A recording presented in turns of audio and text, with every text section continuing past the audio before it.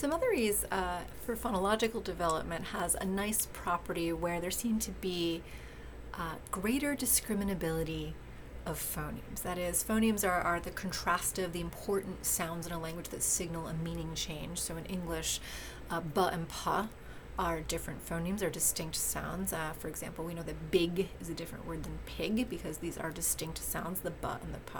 So these are the phonemes, these contrasting sounds. And what it means to have greater discriminability is it's easier to tell these sounds apart in child-directed speech, right, in Motherese.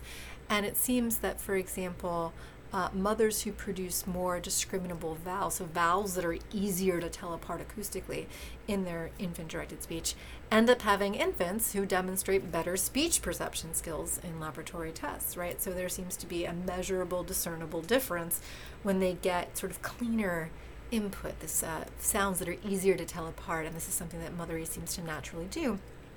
And there's some recent studies that have looked to see if this is really true and have found support for the fact that indeed Motherese does seem to have this property of greater discriminability. So there was a study in 2017, a quantitative and modeling analysis of English child-directed speech, found that vowels were helpfully exaggerated, right? They were further apart, and so therefore, again, providing a cleaner signal, higher quality input.